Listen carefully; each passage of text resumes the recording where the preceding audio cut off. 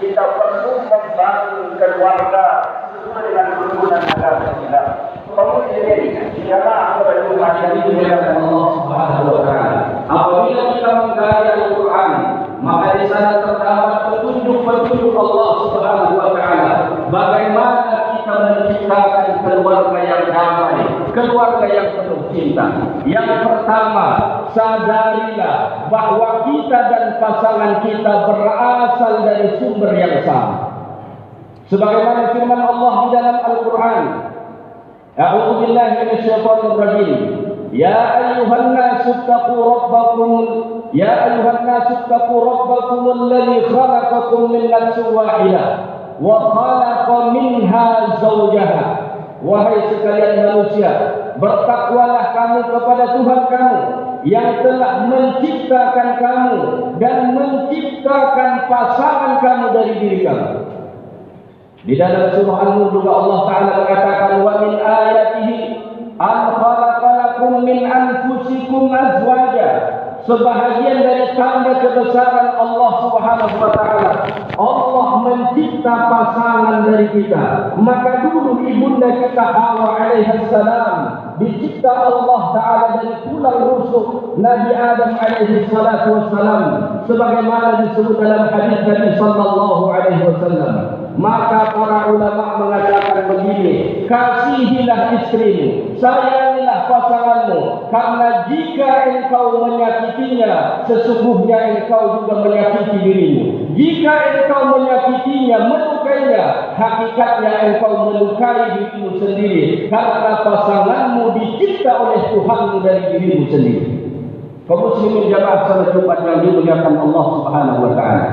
Tips kedua, membangun keluarga sakinah adalah bangunlah keluarga kita di atas dasar takwa kepada Allah Subhanahu wa taala. Sebagaimana firman Allah di dalam Al-Qur'an, "Qu anfusakum wa ahlikum nara." Selamatkanlah dirimu dan keluargamu dari azab api neraka Allah Subhanahu wa taala. Kaum muslimin yang dimuliakan Allah, kita sebagai suami mempunyai satu tanggung jawab besar bagaimana untuk memastikan diri kita dan memastikan istri kita, memastikan semua keluarga kita supaya melakukan ketakwaan kepada Allah Subhanahu wa taala, sehingga ketika nanti di akhirat tidak masuk ke dalam neraka Allah tetapi masuk ke dalam surga Allah Subhanahu wa taala. Maka salat merupakan ibadah yang wajib dihidupkan oleh seluruh komponen keluarga. Maka Allah berfirman di dalam Al-Quran, wa'mur ahlaka bis-salati wastabir 'alaiha. Perintahkanlah istrimu, anak-anakmu untuk melaksanakan salat dan sabarlah kamu memerintahkan itu. Jika hari ini mesti engkau perintah mereka salat, sabarlah. Jika besok engkau mesti perintah mereka untuk salat, sabarlah. Sepanjang hayatmu sabarlah untuk mengingatkan mereka melaksanakan salat. Karena sungguh tidak ada keluarga yang sakinah, mawaddah, warahmah kalau isi dalam keluarga itu tidak melaksanakan salat. Jangan bermimpi keluargamu akan menjadi sakinah, mawaddah, warahmah kalau salatmu tak beres, kalau salat istrimu tak beres, kalau salat anak-anakmu tak beres. Wa'mur ahlaka bis-salati wastabir 'alaiha. Perintahkanlah keluargamu untuk mendirikan salat. Karena sungguh salat merupakan ibaduddin, tiang agama kita. Jika salat menjadi tiang agama, maka sungguh dia juga menjadi tiang untuk tegaknya keluarga yang sakinah, mawaddah, warahmah. Kaum muslimin, jemaah salat Jumat yang dimuliakan Allah Subhanahu wa taala. Tips yang ketiga untuk mencapai keluarga sakinah, muasyarah bil ma'ruf. Berinteraksi, bergaullah kamu dengan pasanganmu dengan cara yang baik. Allah berfirman di dalam Al-Quran, wa'ashiruhunna bil ma'ruf. Bergaullah kamu dengan istrimu dengan cara yang baik. Berkata-katalah kepadanya dengan kata-kata yang baik. Bersikaplah kepadanya dengan sikap yang baik. Berilah perhatian kepadanya dengan perhatian yang baik. Jangan sampai kita menjadi manusia aneh. Dengan orang lain bukan main baiknya, tapi dengan pasangannya sendiri bukan main jahatnya. Dengan orang lain bukan main lembut kata-katanya, tapi dengan pasangannya sungguh tajam dan kasar kata-katanya. Dengan orang lain sungguh sangat perhatian dirinya, tapi dengan dirinya, dengan keluarganya dia tak peduli. Sungguh tidak akan ada keluarga sakinah dalam hidupmu. Allah mengatakan, wa'ashiruhunna bil ma'ruf. Buatlah interaksi yang terbaik kepada istrimu, mulai dari tutur katamu, perbuatanmu, perhatianmu kepada mereka. Jangan pukul dia, jangan kau berlaku kasar kepadanya. Nabi sallallahu alaihi wasallam menyebut dalam hadis, "Ma daraba Rasulullah sallallahu alaihi wasallam ra'atan." Sepanjang hayat Nabi tak pernah memukul istri. Walaupun ada ayat dalam Quran secara zahirnya waqribuhun, tapi dalam prakteknya Nabi sungguh tidak pernah memukul istrinya. Karena kau nikahi istrimu bukan untuk kau pukul, bukan untuk kau siksa, bukan untuk kau bentak, bukan untuk kau sakiti.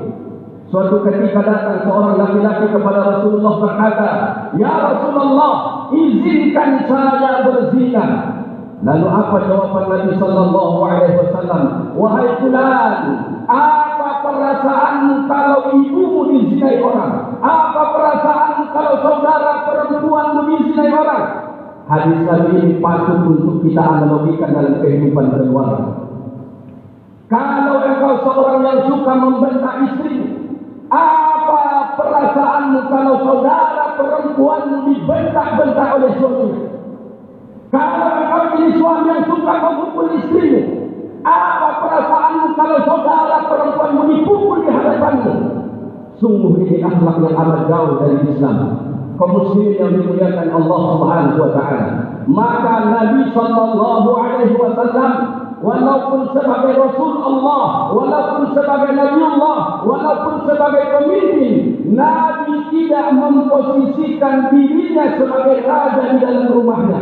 Kita banyak sekali suami di rumah berlagak seperti raja. Semua harus diladenin, makannya disiapin, pakaiannya disiapin, segala sesuatu terima beres.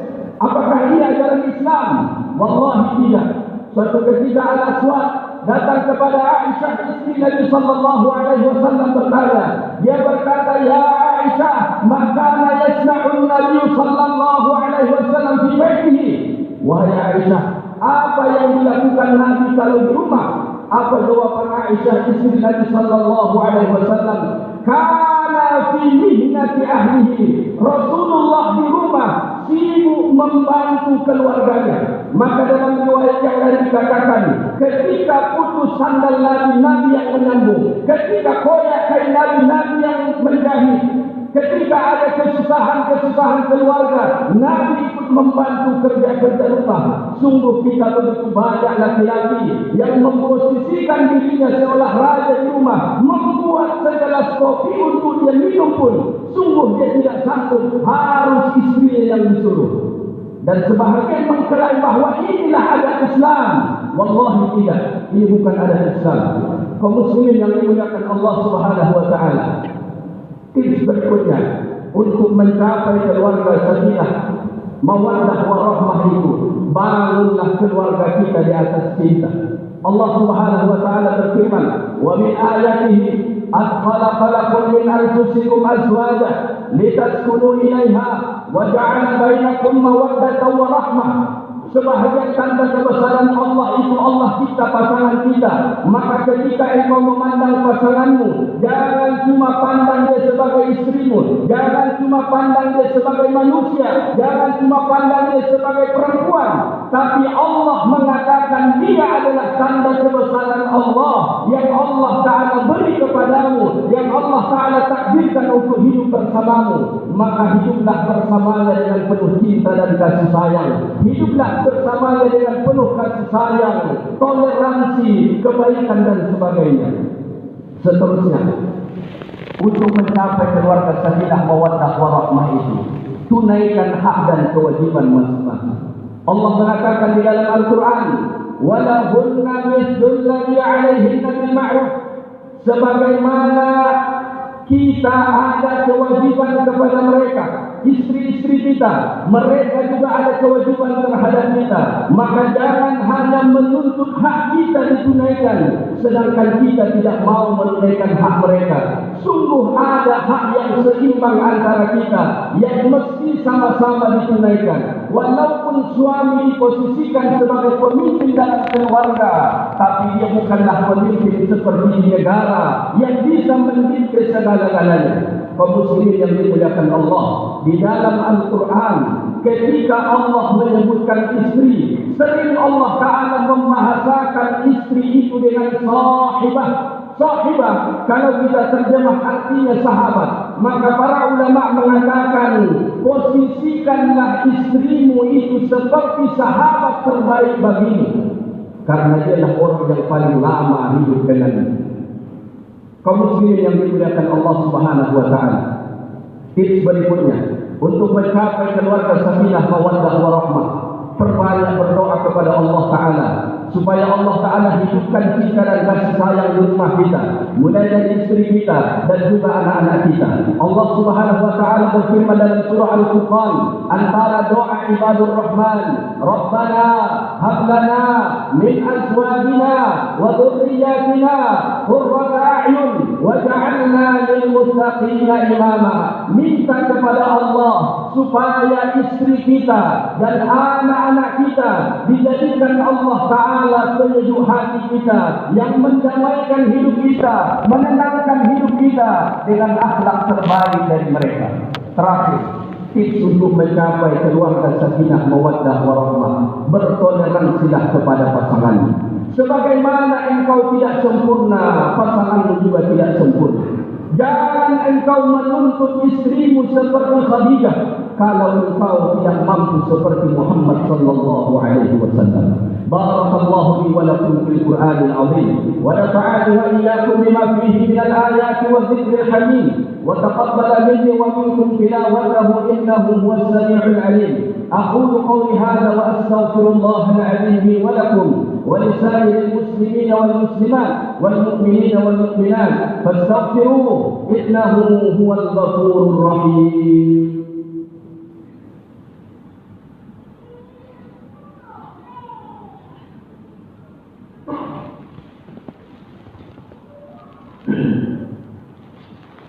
الحمد لله الذي أرسل رسوله بالهدى ودين الحق ليظهره على الدين كله ولو كره المشركون. أشهد أن لا إله إلا الله وحده لا شريك له وأشهد أن محمدا عبده ورسوله لا نبي بعده. اللهم صل على محمد وعلى آل محمد. فيا عباد الله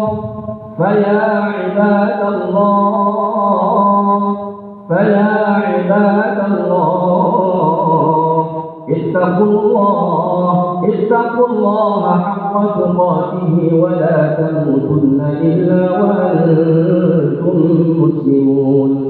وقال تعالى يا أيها الناس اتقوا ربكم الذي خلقكم من نفس واحدة وخلق منها زوجها وبث منهما رجالا كثيرا ونساء واتقوا الله الذي تساءلون به والأرحام إن الله كان عليكم رقيبا.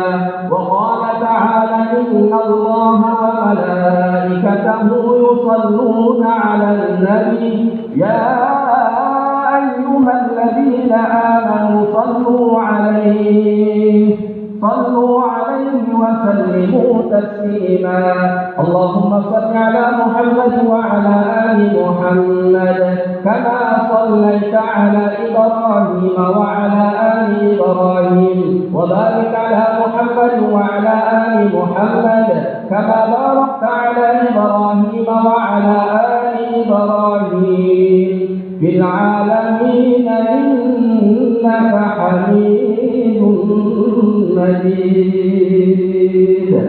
اللهم اغفر للمسلمين والمسلمات والمؤمنين والمؤمنات الأحياء منهم والأموات إنك سميع قريب مجيب الدعوات ويا قاضي الحاجات يا مجيب السائلين يا رب العالمين ربنا افتح بيننا وبين قومنا بالحق وأنت خير الفاتحين ربنا هب لنا من أزواجنا وذرياتنا قرة أعين واجعلنا للمتقين إماما ربنا آتنا من لدنك رحمة وهيئ لنا من أمرنا رشدا ربنا آتنا في الدنيا حسنة وفي الآخرة حسنة وقنا عذاب النار عباد الله إن الله يأمر بالعدل والإحسان وإيتاء ذي القربى وينهى عن الفحشاء والمنكر والبغي يعظكم لعلكم تذكرون فاذكروا الله العظيم يذكركم ودعوه يستجب لكم ولذكر الله أكبر والله يعلم ما تصنعون أقيموا الصلاة الله